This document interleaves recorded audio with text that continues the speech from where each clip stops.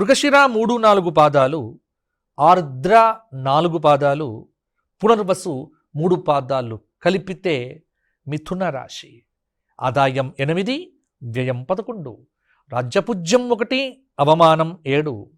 మిథున రాశి వారికి ఈ సంవత్సరం గ్రహచారాన్ని బట్టి కనుక చూస్తే బృహస్పతి 1 వరకు 1వ స్థానంలో, జూన్ 2 నుంచి అక్టోబర్ 30 వరకు 2వ స్థానంలో, అక్టోబర్ 31 నుంచి జనవరి 24 వరకు 3వ స్థానంలో, తర్వాత 2వ స్థానంలో. అంటే జూన్ 2 నుంచి అక్టోబర్ 30, జనవరి 25 నుంచి జూన్ 25 వరకు 2వ స్థానంలో ఈ ఫలితాలు అద్భుతంగా ఉండబోతున్నాయి.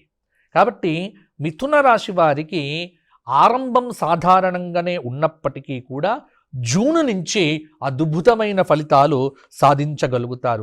శనైశ్చరుడు వృత్తి స్థానంలో ఉండటం, వృత్తిలో బాధ్యతలు పెరుగుతాయి, పని బాగా పెరుగుతుంది, పని చేస్తూ ఆనందాన్ని పొందుతారు.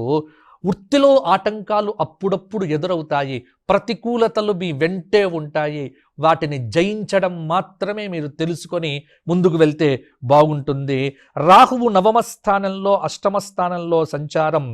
అష్టమ రాహు అనేటువంటిది కొంత గాయాలను సూచిస్తూ ఉంటుంది, కాపాడుకోండి. అలాగే 3వ స్థానంలో కేతువు, 2వ స్థానంలో ఉన్నటువంటి కేతువుకు అనారోగ్య సమస్యలు వచ్చే అవకాశం కూడా కేతువు వల్ల కనిపిస్తూ ఉన్నది. కాబట్టి కొంత అనారోగ్యము రాకుండగా ఆహార విహార నియమాల్లో కూడా జాగ్రత్తలు పాటిస్తే మిథున రాశి వారికి బాగుంటుంది. మిథున రాశి స్త్రీలకు పెళ్లిళ్ళు అవుతాయి. అలాగే నిరుద్యోగులకు ఉద్యోగాలు వచ్చే అవకాశం కూడా ఉంటుంది. డిసెంబర్ 7 నుంచి కేతువు 2వ స్థానంలో ఉంటాడు. నోటి విలువ, మాట కాపాడుకోవడం చాలా వరకు కూడా మంచిది. అక్టోబర్ తర్వాత మీకు శని అనుకూలత, గురువు అనుకూలత వల్ల ఫలితాలు మీకు మాత్రమే బ్రహ్మాండంగా ఉండే అవకాశం కూడా ఉంది.